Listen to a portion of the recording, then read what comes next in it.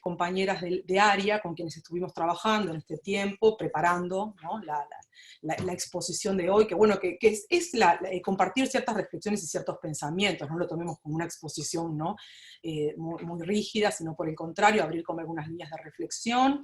Belén Rivero, Cintia Casenave, Florencia Silveira y Mariana Espuro, que acá está como en su doble rol, en este momento nos recibe generosamente desde Apex, pero con quien también compartimos tarea. Está Mariana Díez ahí también, compañera docente, y bueno, y un gusto compartir el espacio con Valentina Delgado, con quien nos reencontramos ahora después de un tiempo de trabajo juntas en temáticas vinculadas a salud mental desde la Universidad de la República. Así que bueno, agradezco que estén acá. El título, capaz que empezar un poco por ahí, ¿no?, como desandando un poco el título, como les decía Mariana, el título refiere a el contexto de la pandemia como nuevo velo a viejas normalidades. Seguramente cuando ustedes leyeron el título habrán rápidamente tomado nota de que el viejas normalidades refiere, ¿no?, como intenta poner ahí como en tensión o arriba de la mesa la disputa por el sentido de lo que es la nueva normalidad. La nueva normalidad que se ha instalado en todos y todas, en los discursos cotidianos, la hemos incorporado en los discursos como modos de nominar eso que nos está pasando ahora, que parece ser bastante difícil de denominar, porque justamente en momentos de crisis, que ahora vamos a ver un poquito alguna cosa respecto a eso, momentos de crisis, la emoción está como muy intensa y dificultando la reflexión sobre esos procesos, o sea que estamos como intentando generar espacios de reflexión y de pensamiento sobre eso que nos pasa, que creo yo que todavía no sabemos muy bien qué es eso que nos pasa. No sabemos muy bien qué nos pasa, pero hablamos de nueva normalidad.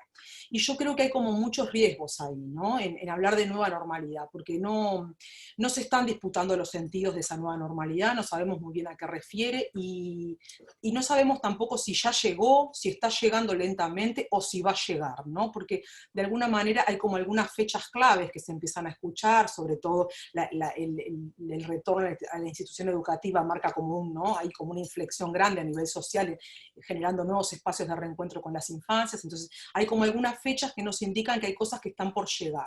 Entonces hablamos de nueva normalidad y realmente no sabemos en qué proceso estamos. Y yo creo que justamente el riesgo mayor, y por eso también aparece el velo ahí, ¿no?, como la pandemia como velo, porque el riesgo es que la nueva normalidad empiece a totalizar los sentidos y nos quedemos sin terreno para disputar. A mí me gustaría discutir junto con ustedes, bueno, ¿qué es la nueva normalidad? ¿De qué sentidos qué sentidos vamos a convocar justamente para construirla? Porque yo creo que ese es el punto, ¿no? Ni llegó, ni está llegando, ni va a llegar. Hay que construirla, y hay que construirla como escenario de disputas.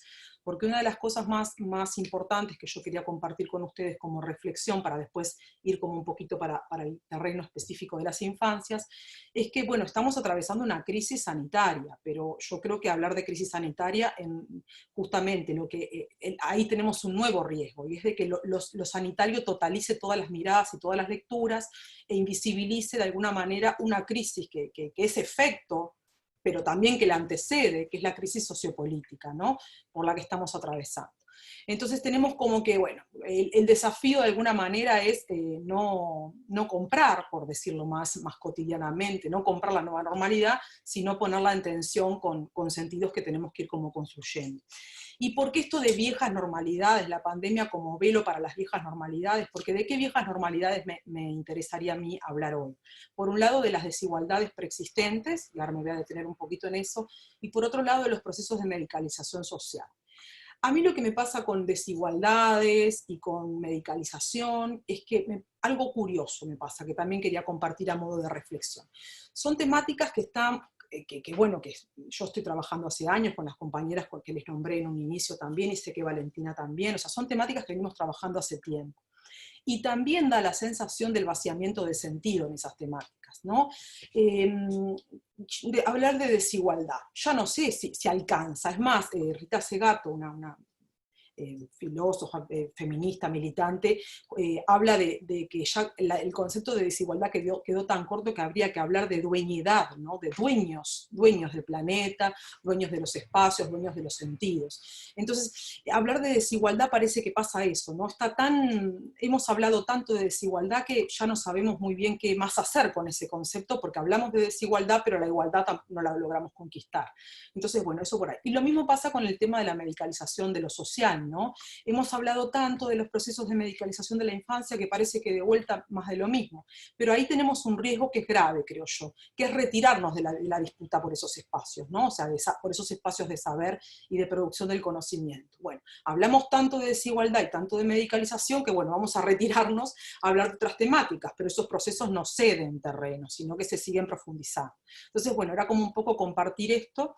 Y bueno, y cuando hablamos de desigualdades preexistentes, ¿no? Un concepto que también está como pisando muy fuerte ahora, que es el concepto de interseccionalidad, también es un concepto que hay que tomar como con cuidado y con atención. La interseccionalidad, y acá como haciendo un poco de honor a las compañeras del colectivo Misangas, ¿no? Bueno, que ellas reivindican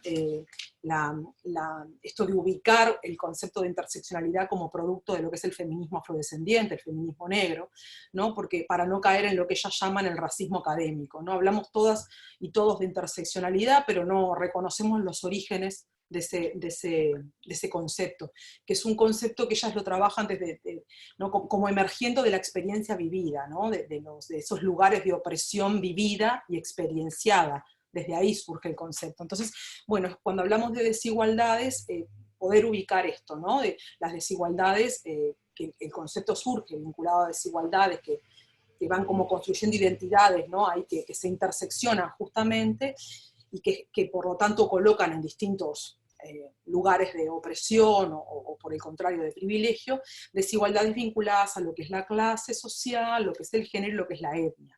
Pero justamente ese concepto que tiene sus orígenes en el feminismo afrodescendiente, cobró vida porque es un concepto muy político, muy operativo, cobró vida y empieza como a interseccionarse con otras categorías, y acá es donde entra la infancia de alguna manera, ¿no?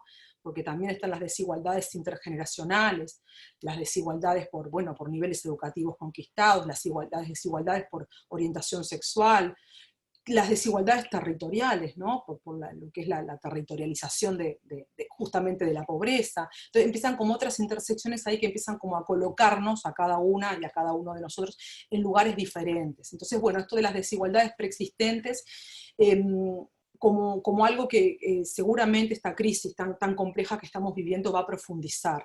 Entonces acá, ya como para poder correr un poquitito, ¿no? El foco hacia la infancia específicamente, lo que hubo, bueno, producto de esta crisis que se origina en el campo sanitario, aunque hasta eso es discutible, ¿no? Porque que nos convoca como cuerpo orgánico no hay duda, ¿no? Pero también habían otros procesos sociales y políticos transcurriendo en la región, transcurriendo en nuestro país, que seguramente también iban a tener impacto en el escenario social,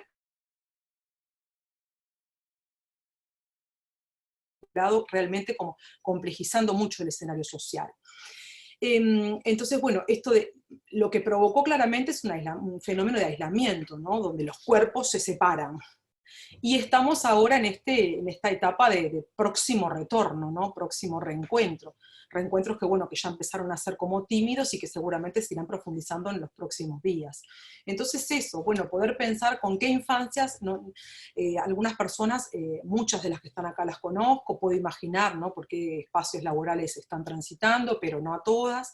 Bueno, eso, poder pensar cada uno desde nuestro lugar, en qué escenario nos vamos a reencontrar con los niños y las niñas, con qué niños y niñas nos vamos a encontrar, porque lo que, bueno, sin entrar en esto que les decía, las dimensiones de la crisis, que ¿no? Tiene como muchas aristas. El concepto de crisis como tal, que bueno, según me comentaron, ya lo estuvieron trabajando un poco en seminarios anteriores, pero el concepto que trae René Caesca me parece como muy metafórico, ¿no? Muy lindo, esto de ruptura y sutura en simultáneo, ¿no? La ruptura de un orden, de un equilibrio, pero la posibilidad también de suturar, de reparar, por así decir, en ese reencuentro. Entonces me parece que está bueno como hacer foco ahí, con qué infancias nos vamos a encontrar, no universalizar las infancias y tampoco no, universalizar la nueva normalidad, ¿no?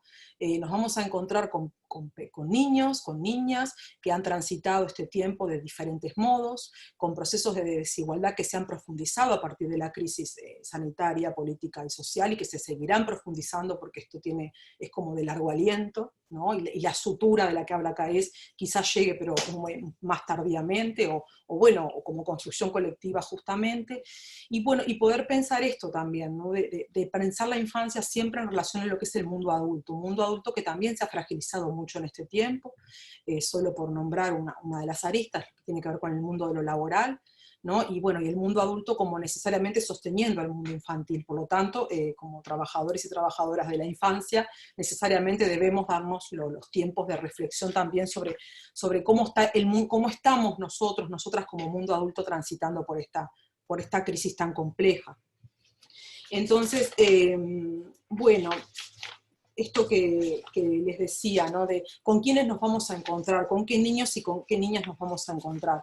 Podríamos pensar que el gran soporte, digamos, para elaboración de la crisis son los procesos de simbolización, que bueno, que pueden estar fragilizados en muchos niños y niñas justamente por cómo la crisis, digamos, caló más o menos hondo en esas familias, porque no pensemos la infancia, pensemos las familias, ¿no? Entonces, cómo estas crisis fueron como calando en las familias y cómo fueron calando en nosotros y nosotros también, ¿no? Como el otro polo del encuentro, digamos, ¿no? Entonces, ahí hay como varias cosas para pensar. Yo creo que justamente para evitar que las desigualdades se profundicen, para evitar los procesos de medicalización social, lo que tenemos que tener es mucha atención puesta sobre los modos en que niños y niñas van a expresar los procesos de malestar vividos, porque lo que hay es un proceso de malestar acumulado, ¿no? En esto de no generalizar ni no universalizar, podemos decir que lo que hay es un momento, es una crisis compartida socialmente, porque esto es una afectación general, pero justamente el modo de afectación depende de ese lugar en el que quedamos colocados a partir de las interseccionalidades que nos constituyen a la identidad. Entonces nos vamos a encontrar con niñeces, podríamos decir, ¿no? Y entonces el desafío está justamente ahí. Yo lo que les decía es que en esto de la fragilidad de algunos procesos de simbolización, lo que podemos suponer, y acá ya entra un poco más en juego la experticia de la psicomotricidad, es que va a aparecer el cuerpo mucho más en escena, ¿no? El movimiento como traductor, digamos, de la esfera psíquica, el movimiento va a aparecer mucho más en escena, un movimiento que en general es mal tolerado por el mundo adulto, o sea, todo el tránsito de la infancia, ¿no? Por las distintas instituciones por las que se transita, tolera muy mal el movimiento, y entonces, bueno, cómo recibir, cómo tomar, y acá quería compartir con ustedes, ¿no? Como algunas reflexiones derivadas de las lecturas de Susie Shock, que no sé si la han leído en algún momento, que bueno, que habla como del gesto político del abrazo, ¿no? Esto del abrazo, obviamente, en momentos de aislamiento, donde la distancia social va a ser una exigencia, el abrazo metafóricamente, ¿no? El abrazo como capacidad de recepción. Y en ese sentido, ella plantea algo muy interesante, que es, bueno, el gesto político del abrazo, pero hacerse cargo del desabrazo también. Me parece que es algo como bien interesante, ¿no? Hacernos cargo del desabrazo. ¿Y qué significa desabrazar, ¿no? A los niños y las niñas con las cuales vamos a volver a encontrarnos? ¿Qué significa desabrazar? Yo creo que desabrazar tiene que ver con esto, ¿no? Con volver a esto de las viejas normalidades, a profundizar los procesos de medicalización social, y en momentos en los que sabemos ya sabemos, porque conocemos, somos personas estudiosas de lo que es el desarrollo infantil, sabemos que los procesos de simbolización pueden estar fragilizados, y que el cuerpo va a aparecer como primera línea de respuesta, ¿no? Un cuerpo quizás desorganizado, con un movimiento excesivo, un cuerpo desatento, ¿no? Un cuerpo agresivo, un cuerpo que no responda a lo que la institución espera, pero acá tenemos algo que se sobreagrega, y que el encuentro va a ser muy complejo, porque los límites van a estar rigidizados, justamente por lo que son las exigencias ¿no? Del aislamiento, del distanciamiento, dicho ahora, ¿no? Pasamos supuestamente del aislamiento al distanciamiento. Bueno, un distanciamiento que va a imponer determinadas distancias, valga la redundancia, entre los cuerpos, y determinados niveles de autocontrol exigidos por igual a todos los niños y niñas. Autocontrol vinculado a lo que es el manejo del cuerpo, al manejo de la distancia, al manejo de la higiene personal, al al manejo del cuerpo de los otros y las otras, y también a lo que es el manejo de un elemento nuevo que apareció en nuestras vidas, como es el tapabocas, ¿no?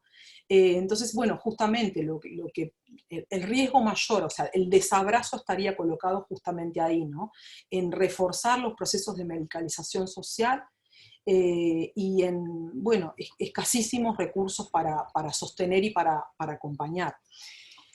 Cosas como para compartir, lo que pasa es que el tiempo pasa muy rápido y son pocos minutos, ¿no? No sé cómo Mari, yo no vi la hora antes de empezar, Mariana, no sé cómo.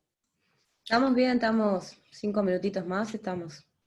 Perfecto.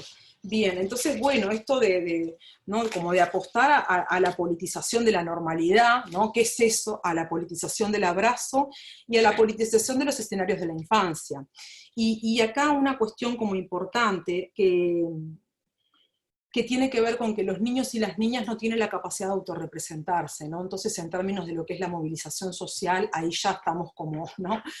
Justamente por su condición de niños y niñas, si si no median sus intereses y sus preocupaciones y sus temores a través del mundo adulto, difícilmente logren ser escuchados y escuchadas. Entonces ahí tenemos como más responsabilidad todavía puesta sobre nosotros, ¿no? O sea, los movimientos sociales que versan sobre temáticas de infancia están compuestos por personas adultas, sí, que desarrollan determinados mecanismos para relevar la voz de niños y niñas, pero sería muy importante, ¿no? En esto retomando a Susie Shock, el gesto político del abrazo, bueno, poder escuchar qué pasó, cómo se vivió en cada familia este tiempo, ¿no? Porque esto de como crisis compartida, ¿no? Como una catástrofe, ¿no? Según definen algunos autores este tipo de crisis que estamos viviendo, como crisis compartida, pero también como crisis en la individual, porque en esto de justamente las intersecciones que construyen identidad, nosotros desconocemos, bueno, por supuesto que hay cuestiones vinculadas a lo generacional de la edad, pero también cuestiones vinculadas al género, pero también cuestiones vinculadas a los escenarios familiares diversos, ¿no? Y a la fragilización del mundo adulto en paralelo.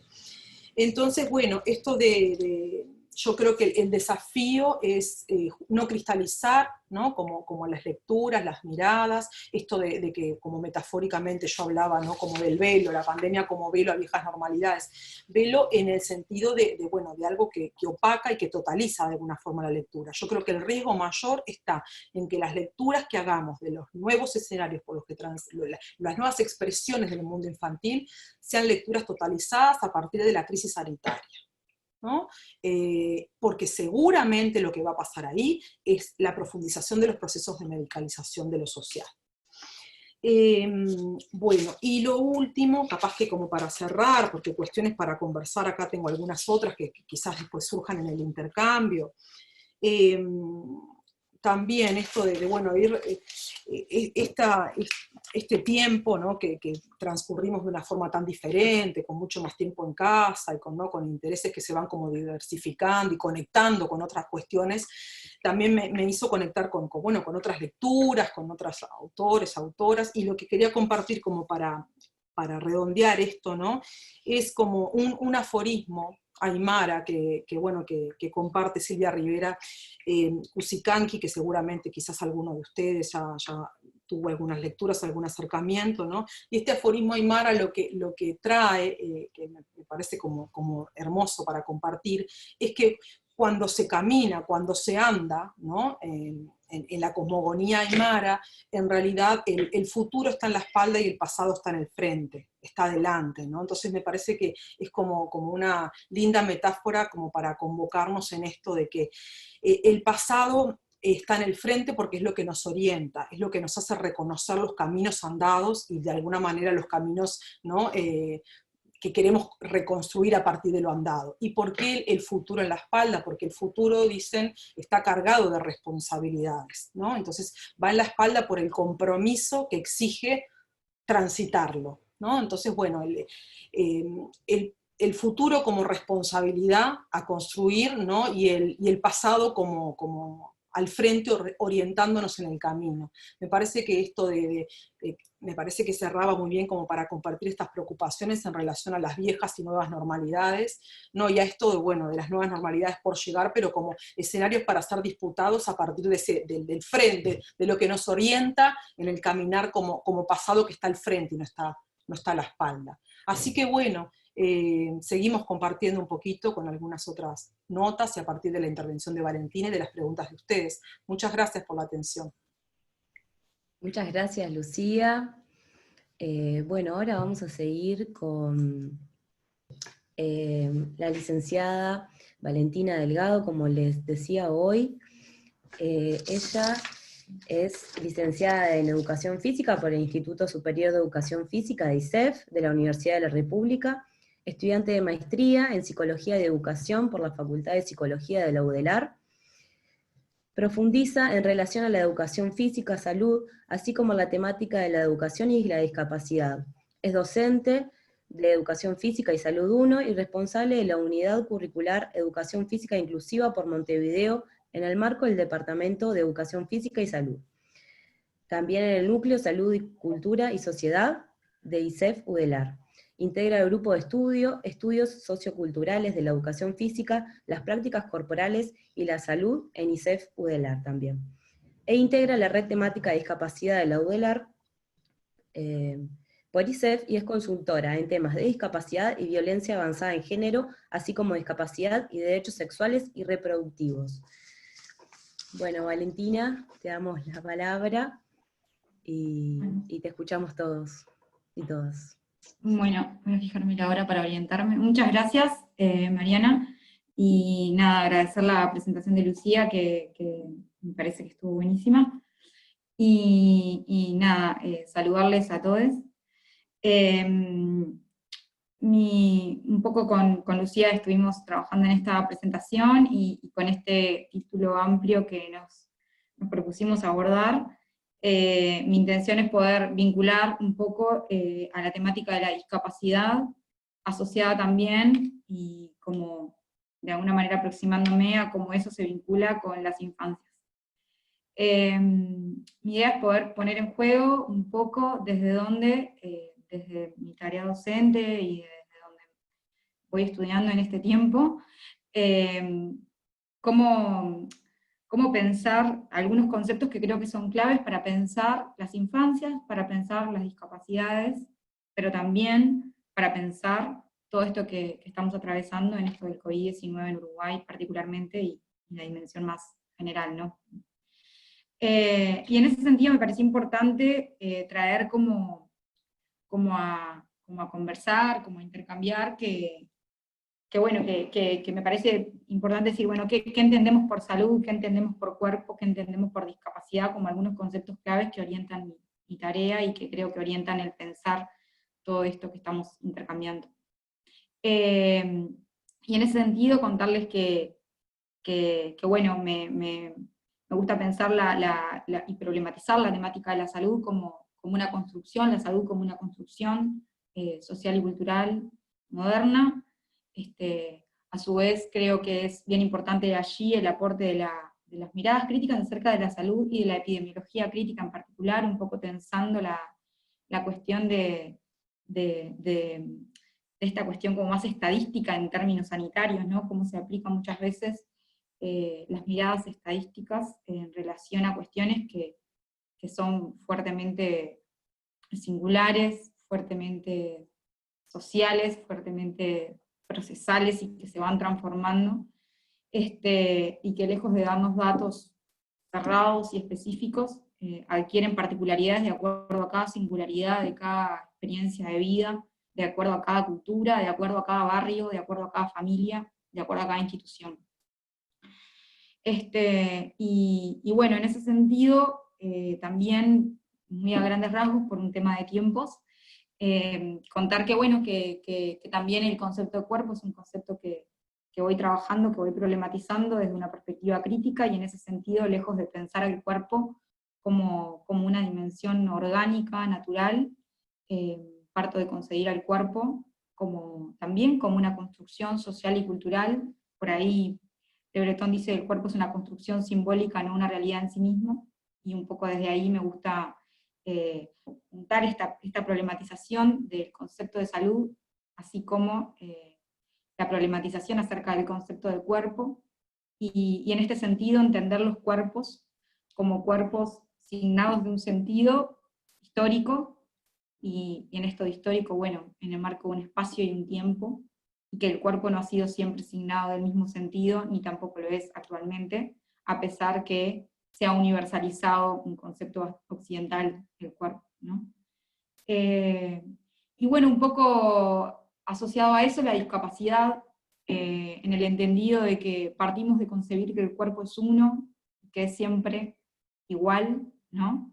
O en tal caso, que hay algunas categorías que lo organizan, como puede ser el criterio etario, o como puede ser el criterio del sexo, o de la dimensión sexo-género.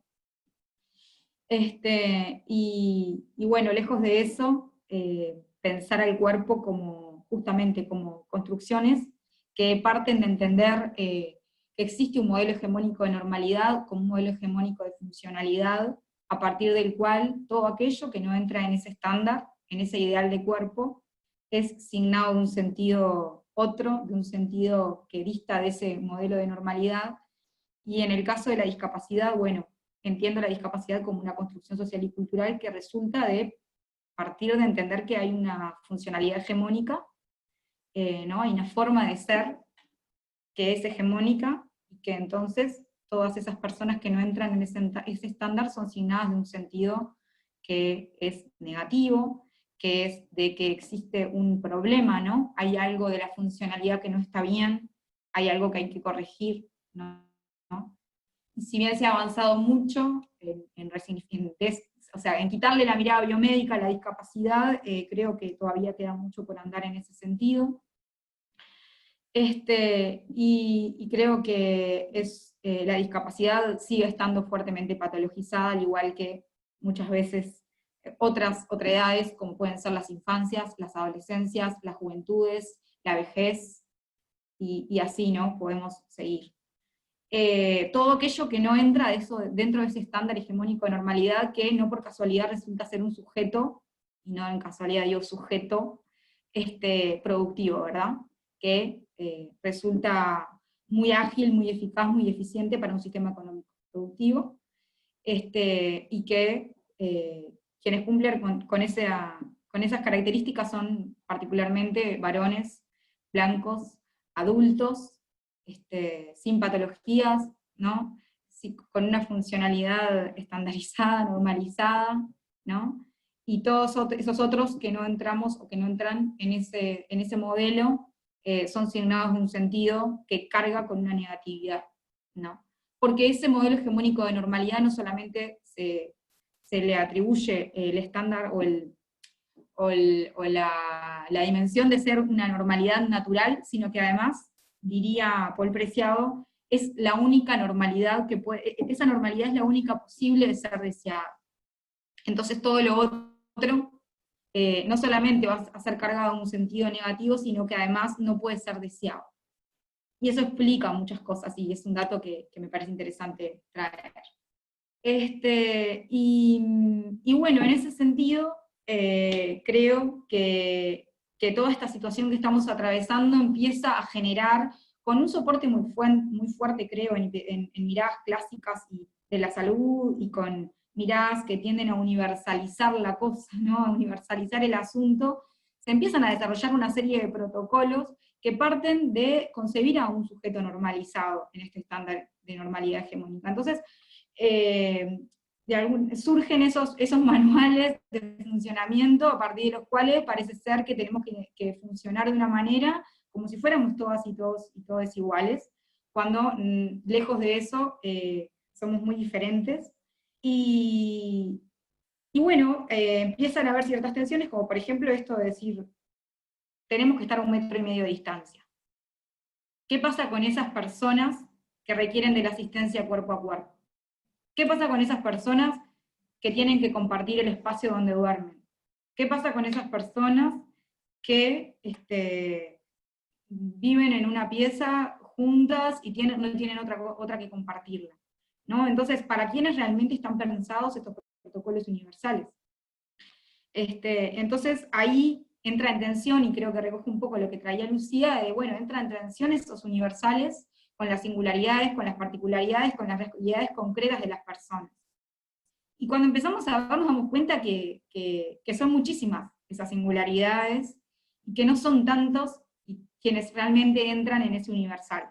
Entonces, bueno, me parece muy importante poder empezar a repensar todo esto y pensar en términos de, bueno, cómo abordar esta situación contemplando las realidades concretas de cada persona. Y lejos de pensar que todos podemos responder a un universal, saber que la diversidad, que las diferencias, que las singularidades o las pluralidades son tantas y tan inabarcables, que es necesario pensar en diálogo con las realidades concretas de las personas, en diálogo con las realidades concretas de un barrio, en diálogo con las realidades concretas de las familias, y problematizar esa situación y abordarla, ¿no? Y en ese sentido creo que la interprofesionalidad y la interdisciplina ofrecen herramientas muy, muy ricas para abordar esas situaciones. Y bueno, también hay algunos comentarios que me parecía importante como traer a colación de este análisis, o de esta suerte de reflexiones, que es esto de, bueno, cuáles son los cuerpos que entran en ese estándar del universal, y cuáles son los que no, y por qué quedan afuera, y en ese sentido, cuáles son los cuerpos que le importan este estándar del universal, estos cuerpos productivos, y cómo muchas veces esos otros cuerpos terminan cargando con un estigma que reproduce esa patologización, ¿no? Entonces, la discapacidad ya históricamente patologizada, ¿no? Abordada fuertemente desde las miradas biomédicas históricamente, a pesar de un proceso de transformación de eso, reciente y no tan reciente, bastante fuerte, carga con eso, ¿no? Porque si tenemos que estar lejos, todo aquello que no logro controlar y saber cómo es, dónde está, se constituye como un germen de peligro, se constituye como un riesgo, ¿no? Y el riesgo es eso que en algún punto aborda la epidemiología, ¿no? El riesgo que puede ser estandarizado, dándonos los espacios de tránsito, los lugares a los que vamos, a los que no vamos, y empieza a intervenir también en el espacio público, empiezan a recortarse los espacios transitables para algunas personas y los que no. Ya el espacio público había sido negado para las personas con discapacidad, por la falta de accesibilidad, cuanto más cuando, si se requiere de la asistencia y no se puede contar con ella, entonces empezamos a quedar cada vez más recluidos en el ámbito privado. Y finalmente, en esto de la nueva normalidad, no sé cómo vengo con el tiempo, Mariana, porque miré, pero me olvidé. Venimos muy bien, no te preocupes. Ah, buenísimo. Valentina. Gracias. En esto de la nueva normalidad, que ya presentaba Lucía, ¿no? Cómo actúa como velo de una normalidad autoproclamada como normalidad y como natural, se puso en jaque por unos días, nos interpeló una situación que por unos días creo que sentimos esa sensación de bueno, es posible una transformación, pareciera ser que hay algo que se está desdibujando, que se está desarmando, y ante la incertidumbre nos llenamos de protocolos, nos llenamos de cosas para hacer, y rápidamente se le colocó un nombre, ¿no? Nueva normalidad. De alguna manera negando la posibilidad de que pudiera acontecer otra cosa. Y negando la posibilidad de no hacer nada, del quedarnos, ¿no? Atravesando la situación y enfrentándonos a ella. De lo contrario, nos llenamos de cosas para hacer, de manuales de vida en este contexto, de formas de ocupar el tiempo, negando la posibilidad del no hacer, y del encontrar en ello una reflexión que nos pudiera permitir transformar algo de lo que ya teníamos. Entonces, nada, me parece bien interesante pensar cómo había ciertos dispositivos que estaban fuertemente establecidos en relación a esa normalidad, que tienen que ver con, bueno, los cuerpos concebidos como normales, y una serie de dispositivos que, de alguna manera, actúan para que eso se sostenga, y al verse interpelados rápidamente fueron reorganizados en esta lógica de una nueva normalidad. Por ahí Lu traía esto de problematizar el concepto de desigualdad Graciela Frigerio plantea que todo aquello que no tiene nada de natural y que es autoproclamado como natural no hace otra cosa que reproducir estas desigualdades. Me parece bien interesante porque en este sentido, concebir como natural algunas características de la discapacidad, de las infancias, y de todos los cuerpos otros, y de todos los cuerpos no normalizados, no es otra cosa que naturalizar que eso es así, ¿no? Y bueno, me gustaba la idea de compartir eso, así como que la intersección infancias, discapacidad, dimensión de género, infancias, discapacidad, y todas esas otredades que interpelan esa normalidad hegemónica, profundizan las situaciones de desigualdad, cuanto más en un contexto que de alguna manera pondera tanto el universal, ¿no? Bueno, un poco por ahí mi intervención, y también estar un poco abierta a poder problematizar sobre esto y responder preguntas que puedan ir surgiendo. Muchas gracias. Muchísimas gracias, Valentina, y muchísimas gracias de vuelta a Lucía por su tiempo, sus aportes. La verdad que nos está gustando mucho estos seminarios.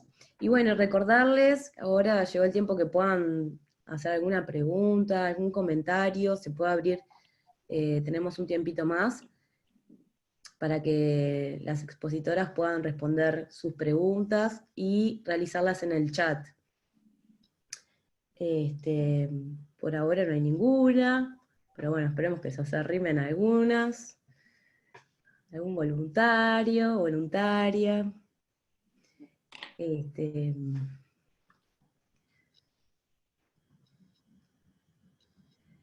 Tenemos allí.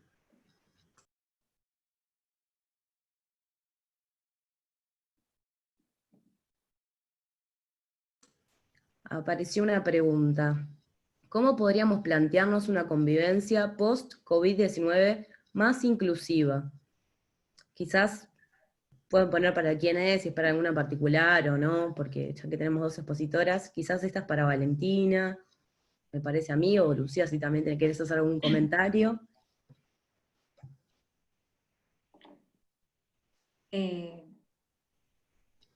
No sé, Lucy, si querés comentar algo, si no... Voy. Ahí. No, asumí que como hablaba de Sí, convivencia inclusión. más inclusiva era para el campo de la discapacidad, pero bueno. Bien. Bueno, en realidad el concepto de inclusión es un concepto que creo que es bastante polisémico y que de alguna manera muchas veces pasa esto de que no sabemos muy bien a quiénes remite, ¿no? Y sin embargo igual hay como una tendencia a decir, bueno, inclusión tiene que ver con discapacidad, ¿no? Por ahí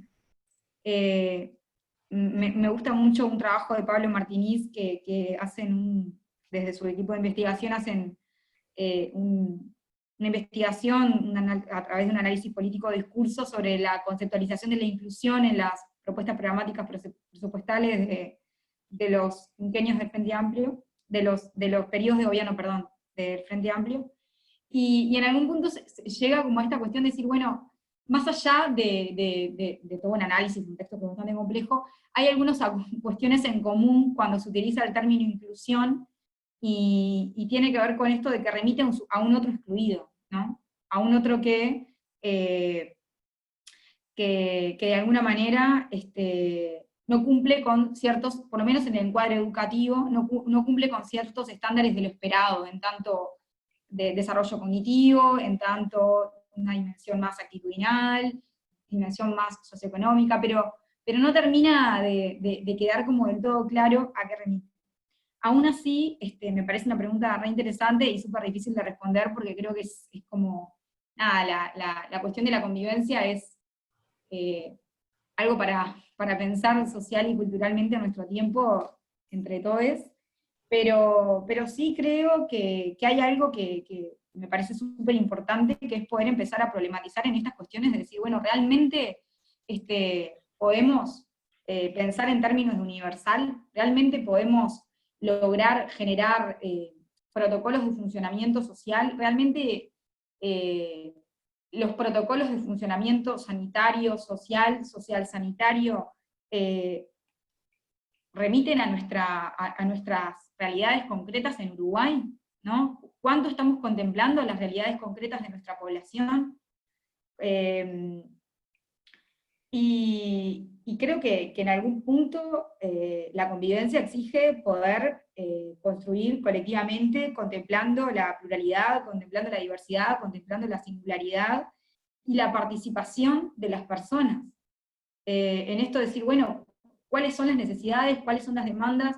Las construcciones que surgen, creo mucho en las construcciones que surgen del ámbito comunitario y las redes que surgen del ámbito comunitario. Entiendo que el APEX ahí tiene un montón de desarrollo que se genera también desde lo interprofesional y de lo interdisciplinario, donde participa, ¿no? La voz de las distintas miradas disciplinares, de las distintas instituciones, pero también de la realidad concreta de cada barrio, de las personas. Y nada, me parece que por ahí hay un texto de Paul Preciado que se llama El Manifiesto Contrasexual, que me gusta muchísimo porque me ayuda mucho a pensar, a trasladar la mirada queer a la mirada de la discapacidad, que por ahí se menciona como mirada CRIP, que trae esto de decir, empecemos a descategorizar. Las categorías que hemos generado no hacen otra cosa que reproducir desigualdades, y nos ponen límites, y nos generan distancias que profundizan desigualdades. Busquemos otras formas, ¿no? Y por ahí trae el concepto de cuerpos hablantes, como, ¿no? en ese texto que es el Manifiesto Contrasexual, que es maravilloso para mí, que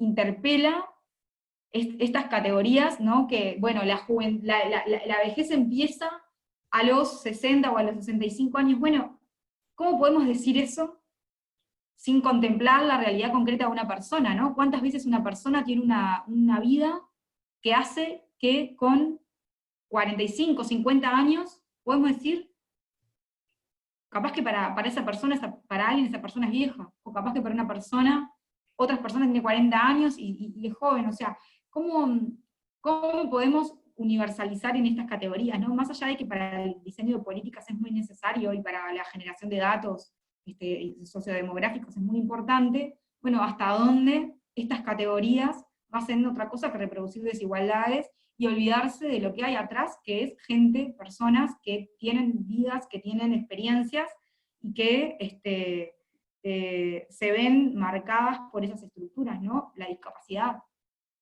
la enfermedad, ¿no? La salud mental, ¿no? Y por ahí hay un dicho, porque creo que es más no es un texto académico, pero dice algo así como, el loco confirma mi cordura, el niño mi adultez, ¿no?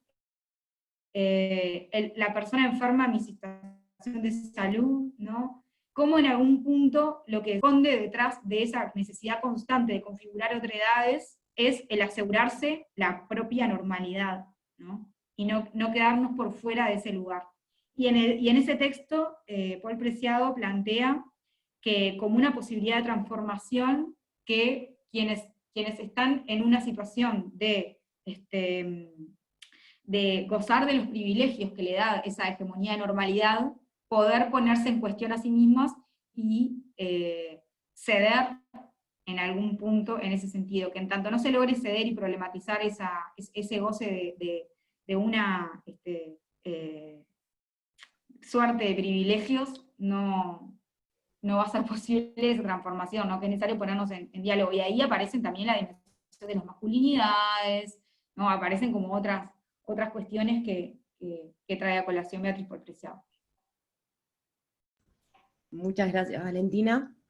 Seguimos con otra pregunta para Lucía, de Pena.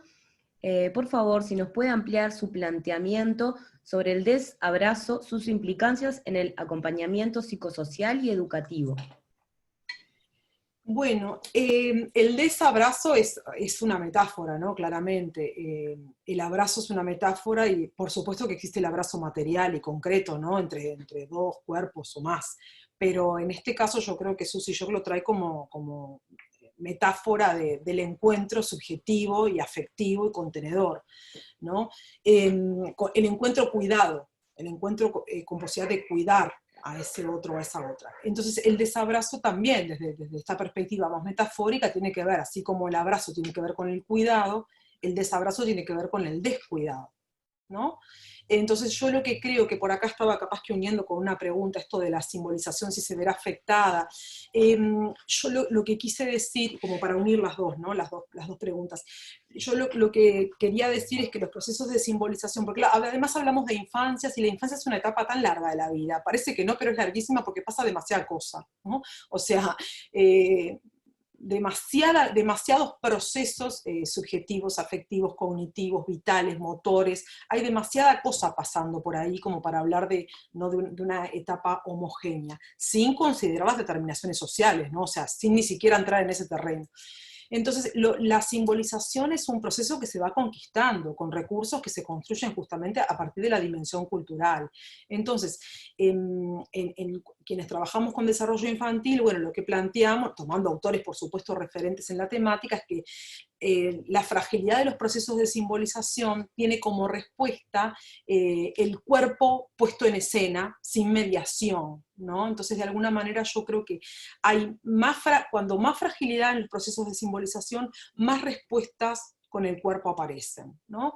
Entonces, de alguna manera, cuando decimos, bueno, se verá fragilizada la simbolización, y bueno, es una posibilidad, la simbolización está fragilizada ya de por sí en algunos niños y niñas que viven procesos de vulneración de derechos, o sea, nacer y crecer en contextos de vulneración de derechos atenta fuertemente contra la capacidad de simbolización de la experiencia vital, eso es un hecho. O sea que ahí ya tenemos como algunas situaciones particulares. Vamos a encontrarnos con niños y niñas que nacen y crecen en contextos de vulneración, que durante esta crisis sociosanitaria, insisto en enfatizar la dimensión social, se van a ver sobrevulnerados, o sea, estamos asistiendo a procesos de sobrevulneración. Entonces hay que estar como muy atentos a eso. Entonces, por un lado tenemos eso, ¿no? La infancia como una etapa de procesos de simbolización incipientes que se van construyendo en una relación de cuidados, necesariamente. Por otro lado tenemos infancias muy frágiles en contextos de vulneración y de sobrevulneración ahora. Pero además tenemos la dimensión de la crisis, que nos atraviesa socialmente, y que tenemos, insisto, no podemos pensar el mundo infantil si no se relaciona al mundo adulto. Bueno, ¿qué capacidad tenemos como personas adultas de elaborar esta crisis, ¿no? De suturar, como dice René Caes? ¿Con qué recursos para suturar estamos? Y el recurso de sutura privilegiado es la palabra, ¿no? Entonces yo creo que en eso es como, bueno, poder generar espacios para simbolizar, para elaborar, porque la crisis también, cuando hablamos de ruptura y de sutura, es porque hablamos de duelo. O sea, en realidad lo que hay es una pérdida, un duelo y una sutura a partir de la elaboración. Y la elaboración en el sentido más psicoanalítico, si se quiere, es de trabajo, es de labor psíquica, la elaboración como labor psíquica. Entonces, ¿con qué laboramos? Con qué trabajamos la crisis, justamente con los recursos que nos aporta la simbolización. Entonces ahí aparecen como múltiples recursos, el recurso de la dramatización, el recurso de la música, el recurso de la narrativa, el recurso del encuentro, del juego, de la palabra. Todos esos son los escenarios que hay que recuperar. Y bueno, y justamente insisto en esto, ¿no? La crisis colectiva por un lado, pero la crisis vital, personal y familiar por otro. O sea, ¿cómo han pasado? Nos vamos a reencontrar con niños y niñas. ¿Y cómo han pasado? Y no sé cómo han pasado. No sé cómo han pasado. Si tengo historia previa me puedo imaginar algunas cosas, pero yo no sé cómo han pasado, no sé qué niveles de afectación directa han tenido, no sé qué posibilidades hubo en su familia de sostener algo tan básico, pero tan vital como es el empleo. ¿No? No sé cómo se ha transitado también en términos concretos de procesos de salud de enfermedad, no sé si hubo una afectación en la familia, no sé cómo han pasado. Entonces eso, generar encuentros para que la narrativa en sus múltiples versiones, dramatización, narrativa, música, ¿no? Pueda como ocupar ahí un espacio para el reencuentro. Entonces cuando hablamos del abrazo y del desabrazo, recuperando la metáfora, yo creo que es eso, ¿no? El desabrazo es hacer de cuenta que nada pasó, es exigir lo mismo que exigía antes, aunque eso ya de alguna manera, ¿no? Como un lenguaje tecnificado sobre los cuerpos infantiles, ¿no? Ya, por eso insisto, ya veníamos con procesos de medicalización muy profundos, que el riesgo es que se profundicen. Y acá las trampas del lenguaje disciplinar las tenemos todas al servicio. O sea, todas las disciplinas que estamos dando vueltas, no solo por el campo de la salud, por el campo de las ciencias sociales también, porque hay un anudamiento ahí, ¿no? En los modos de leer el sufrimiento infantil. Entonces tenemos todo el servicio, está todo pronto para usarse, en cualquier momento, y sin mayor disputa. Entonces, no sé si contesté la pregunta, pero yo creo que tiene que ver con Creo eso, que ¿no? sí, Como, y contestaste otra pregunta más o comentario que había, así que sí, un dos por uno, sobre la 2x1. simbolización. Ahí está, porque lo leí que había quedado como por Sí, ahí. buenísimo. Para Valentina hay otra pregunta y quizás cerramos con las últimas, dos últimas, ¿no? Bueno. Valentina, ¿cómo, por decirlo de alguna manera, construimos nuevos cuerpos? ¿Cómo hacer para cederle lugares, espacios a cuerpos no hegemónicos? Ah, perdón, gracias. Buenas. Yo creo que la pregunta es, ¿realmente existen los cuerpos, digamos? Yo creo que la principal, lo primero sería poder problematizar esto de decir, bueno, ¿existen esos? ¿Realmente los cuerpos hegemónicos son esos? ¿Por qué? ¿No? Ser conscientes de que hay todo un sistema estructurado a partir del cual se generan estas categorías, ¿no? Como en la dimensión del sexo, en el binario, y como, por ejemplo, la dimensión de la discapacidad también, ¿no? Como hemos signado de sentidos a los cuerpos y los hemos estructurado a partir de ese modelo hegemónico de normalidad, y que en realidad podríamos hablar de que hay pluralidades, diversidades, diferencias, mil formas de cuerpos, mil formas de seres, mil formas de funcionalidades, y que no, no existe en algún punto en ello algo que esté mal, ¿no? O algo que haya que corregir. Entonces, en vez de pensar cómo incluir a ese otro cuerpo, es saber que no es un cuerpo otro, es un cuerpo, que es una persona, que es un ser. Y que en ese sentido, y creo que ahí, en esto de los derechos humanos, ¿no? De poder pensarlos, ¿no? Tomar los derechos humanos como recurso que podemos vincular con esta perspectiva y no quedarnos en lo que muchas veces se establece únicamente en las definiciones sobre los derechos humanos, que son de alguna manera construidas por lo universal, ¿no? Los derechos humanos, ¿no? ¿Quién escribe las declaraciones sobre los derechos humanos? ¿Quiénes están detrás? ¿No? Nos sirven como marco, son un paraguas fundamental.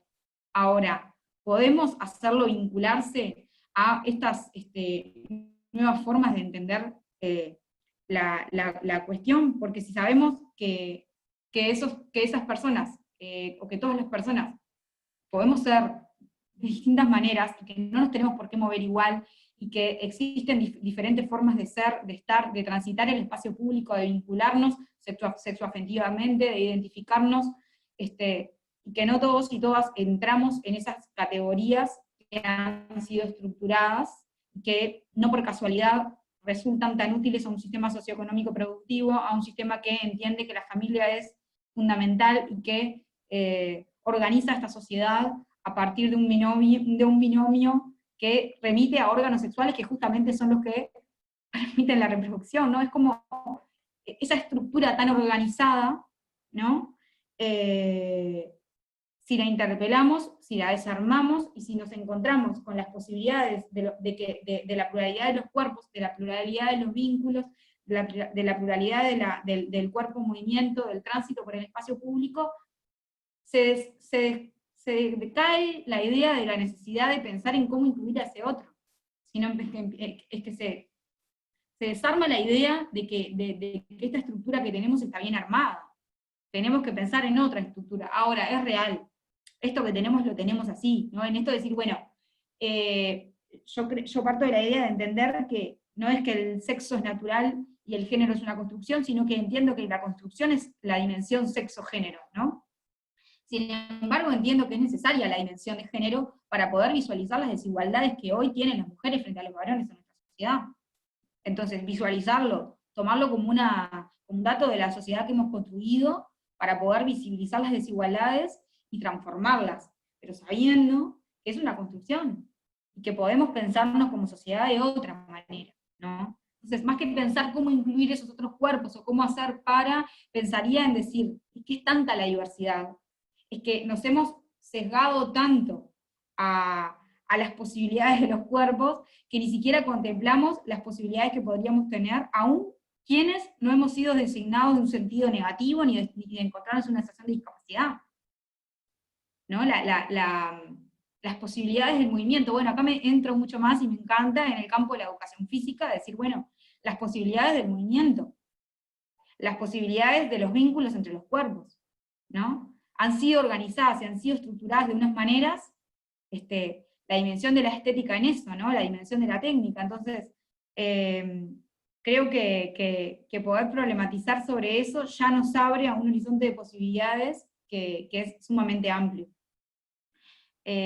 Por ahí hay, ya cierro, Yara Carvalho, brasilera, doctora en salud colectiva, trae mucho el aporte de la educación física al sistema de salud, porque en Brasil la educación física es parte del sistema de salud, o sea, está reconocido formalmente y tienen como su aporte en ese sentido.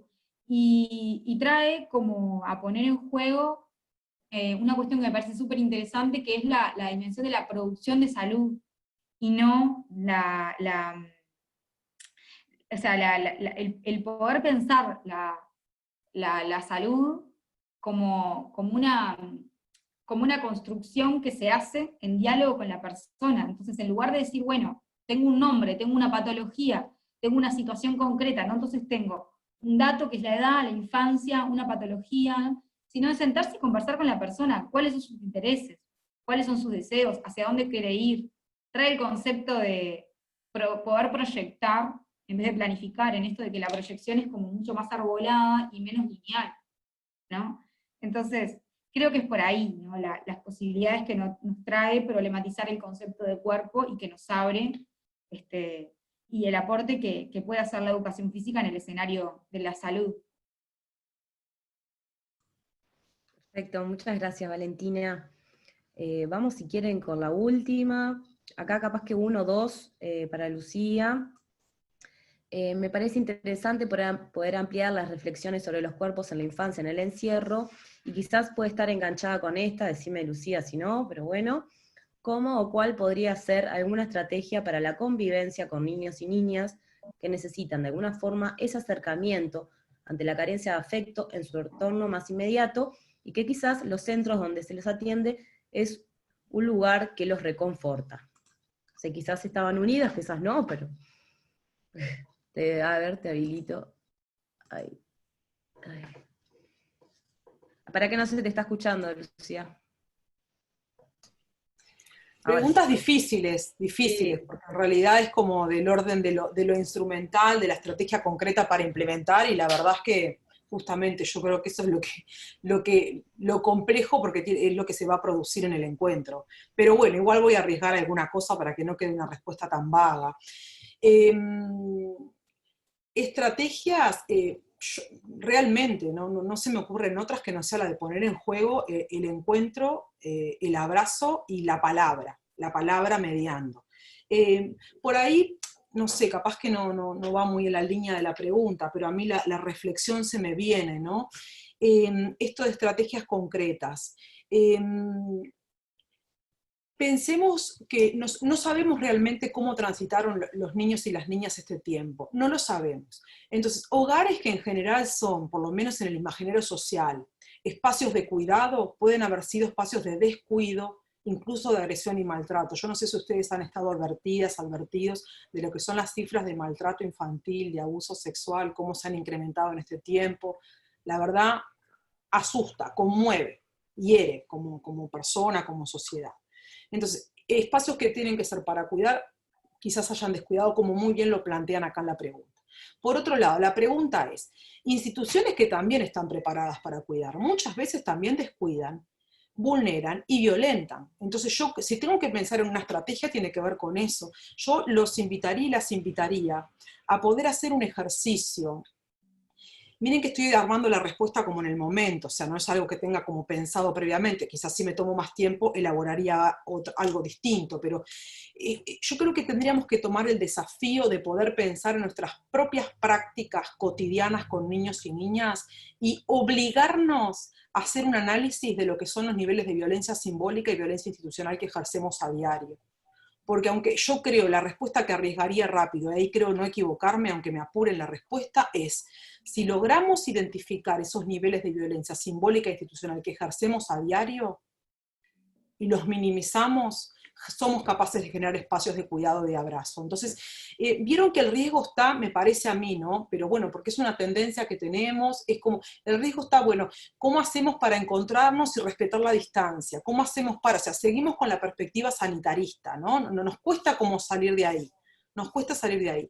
Entonces, insisto, me parece que tenemos que poder ampliar la mirada, tomando alguna de las cuestiones que traía Valentina, ¿no?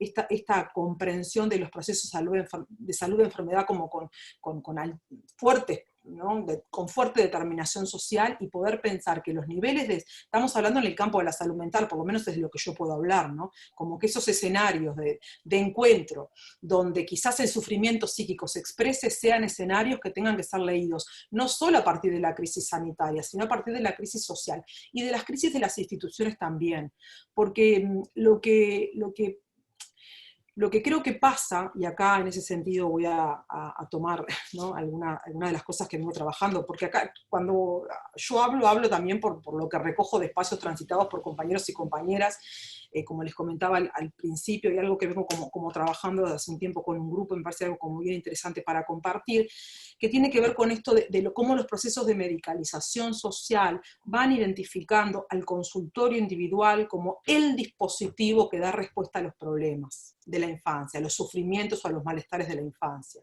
Entonces yo lo que intento hacer, lo que intenté hacer con la presentación, esto del juego de palabras con las viejas y las nuevas normalidades, es como poder pensar que tenemos que tener ahí como mucho cuidado, porque el dispositivo de respuesta individual, el dispositivo de consultorio individual, en general, mi experiencia indica que cuando trabajamos con niños y niñas en contexto de vulneración, lo que hace es reforzar el sufrimiento, porque vuelve a colocar en el escenario individual lo que es de orden social o familiar.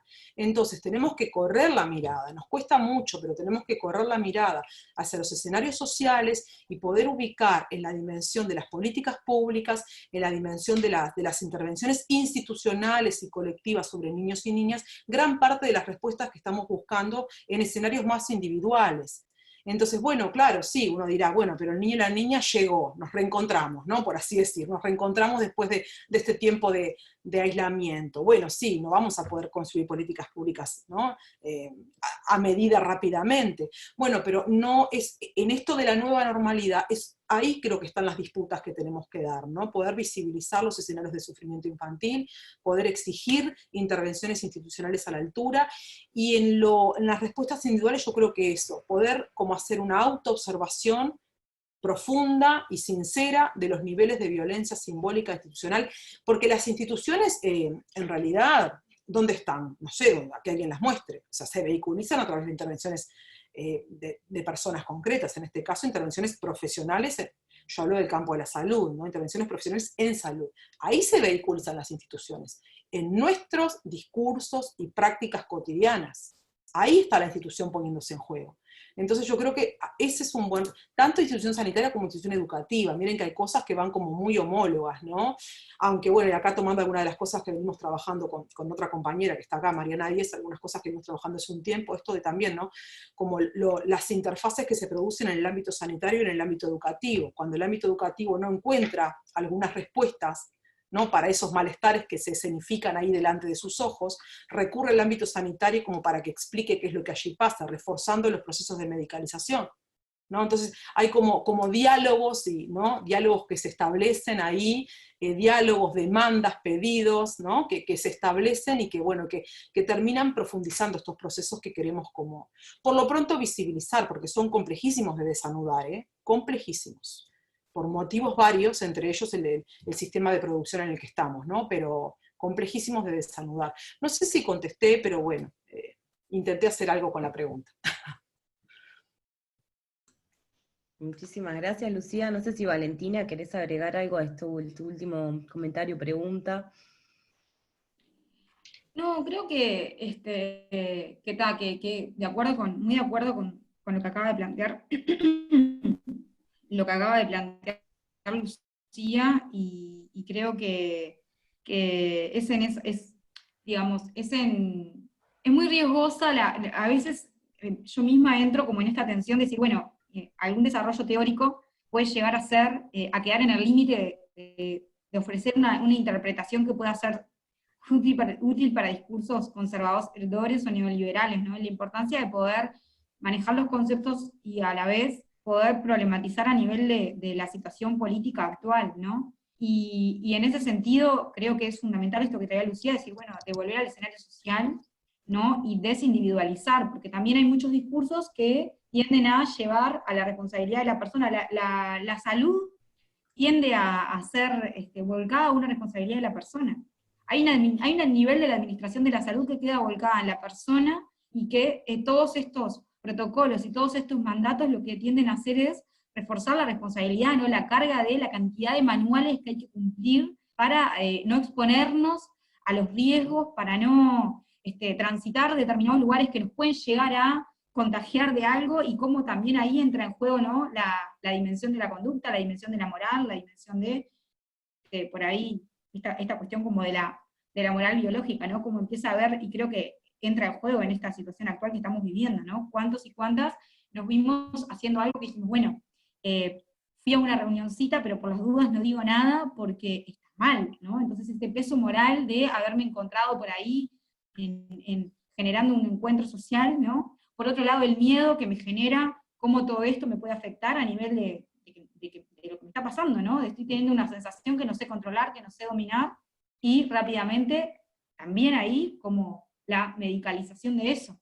Y ahí la educación física, fundamental, ¿no? Para el control de la ansiedad tiene que hacer tal ejercicio, por Zoom, ¿no? Y la solicitud es esa, ¿no? Y bueno, ¿qué pasa si se toma contacto con la sensación, ¿no? Entonces, nada, creo que se lleva como